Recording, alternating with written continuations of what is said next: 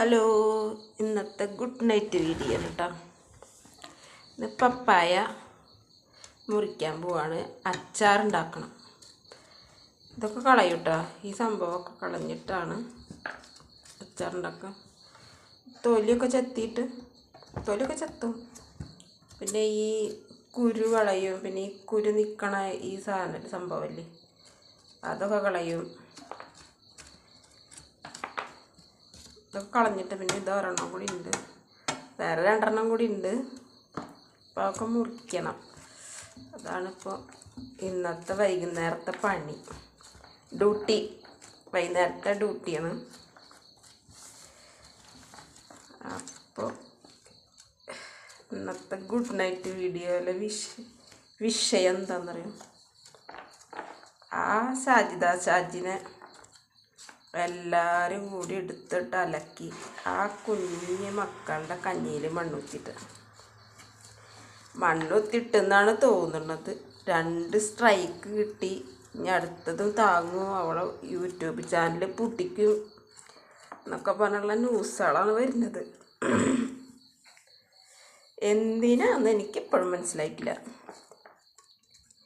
അവളാ പിള്ളേരനെ മക്കളെ തന്നെ വളർത്തി വലുതാക്കട്ടെന്നേ, ഏത് രീതിയിലായാലും. നിങ്ങളൊക്കെ എന്തിനാണ് എന്നിട്ട് അതിനെടുത്തിട്ട് അലക്കണത്? കണ്ടതും കേട്ടതും അവളെ വായിന്ന് എന്താ വീണ് വെച്ചിങ്ങ അതൊക്കെ എടുത്തിട്ട് പെരുമാറുക, അങ്ങോട്ടും ഇങ്ങോട്ടും പറയുക, അത് കണ്ടൻ്റാക്കുക. എന്നിട്ട് ആ പെണ്ണിനെ കൊണ്ട് വേണ്ടാത്ത വർത്തമാനങ്ങൾ പറയിപ്പിക്കുക. ആരും ഇങ്ങോട്ട് പറഞ്ഞാൽ ആരും ഉണ്ടായിരിക്കുന്നില്ലടോ. എല്ലാവരും ഓരോരുത്തരെ പറയുമ്പോൾ എല്ലാവരും അതിന് മറുപടി പറയും. അത് നല്ലപോലെ പറഞ്ഞിട്ട് മനസ്സിലാവാത്തവരോട് ചീത്ത രീതിയിൽ തന്നെ പറയുക. കുറച്ച് അഹങ്കാരത്തോടു കൂടി തന്നെ സംസാരിക്കും. അഹങ്കാരമൊന്നുമില്ല, അത് നിങ്ങൾ പറയുന്നത് അവൾക്ക് ഇഷ്ടപ്പെടില്ല. അവൾക്ക് അവളുടേതായ വിഷമങ്ങളുണ്ടാവും. ഒരാങ്ങളന്മാർ കൊടുക്കാനില്ല, ബാപ്പ കൊടുക്കാനില്ല, ഭർത്താവ് അണിയെ മരിക്കുകയും ചെയ്ത് ഈ മക്കളെയും കൊണ്ട് അവൾ എങ്ങനെ ജീവിക്കും? അപ്പോൾ അവളുടെ ജീവിതമാർഗം, അവളുടെ ജീവിതമല്ല, ആ കുട്ടികളെ അവൾക്ക് നോക്കണ്ടേ, അവർക്ക് ഫുഡ് കൊടുക്കണ്ടേ, അവർക്ക് വസ്ത്രം വേണ്ടേ, രോഗം വന്നാൽ ചികിത്സിക്കണ്ടേ, ഇതൊക്കെ ചെയ്യണ്ടേ? അപ്പോൾ അവളെങ്ങനെ പറ്റണച്ചാൽ അങ്ങനെ ജീവിക്കട്ടെ എന്നേ. നിങ്ങളെന്തിനാണ് അതിനൊക്കെ കണക്കെടുക്കാൻ പോണത്? അവൾ ആൾക്കാരെ പറ്റിച്ചിട്ടാ, ആൾക്കാരെ നിരന്നിട്ടാ, പിച്ചച്ചാട്ടി എടുത്തിട്ടാ, പണി എടുത്തിട്ടാ, ജോലി എടുത്തിട്ടാ, എങ്ങനെ വെച്ചാൽ അവൾ ജീവിക്കട്ടെ എന്നല്ല, ആ കുട്ടികളെ അവൾ നോക്കട്ടെ. നമ്മൾ ഈ പറയണ ആൾക്കാരൊന്നും എൻ്റെ കുട്ടികൾക്ക് ഒരു നേരത്തെ ഫുഡ് വാങ്ങിക്കുക പറഞ്ഞിട്ട് ഒരു 100 രൂപയെങ്കിലും നമ്മൾ ആരും കൊടുക്കണില്ല. നമ്മളെ കൊണ്ട് കൊടുക്കാൻ കഴിയില്ല. നമുക്ക് കുറ്റം പറയാൻ മാത്രമേ നമ്മളെ കൊണ്ട് പറ്റുള്ളൂ. അപ്പോൾ ഇതിൻ്റെയൊക്കെ അപ്പുറത്തൊരു എന്താ പറയുക, ഒരു റിയാലിറ്റി ഉണ്ട്. എന്താ പറയുക, പിന്നെ ജീവിത പ്രശ്നം അതുണ്ട്. ആ കുട്ടികളെ ഓർക്കുക, എന്ത് പറയുമ്പോഴും മക്കളെ ഓർക്കുക. എന്താ വെച്ചാൽ കുഞ്ഞു മക്കളാണ്, ഒന്നിനായിട്ടില്ല. ഒരു തട്ടുകടയിൽ പോയിട്ട് പാത്രം കഴുകാൻ പോലും ആയിട്ടില്ല മക്കൾ.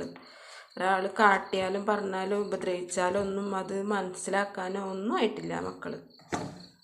ഇപ്പോൾ ഇന്നത്തെ കാലത്ത് തന്നെ ഉള്ളവൻ്റെ മക്കളും ഇല്ലാത്തവൻ്റെ മക്കളൊക്കെ ഒരേപോലെ ജീവിക്കാനാണ് ആഗ്രഹം.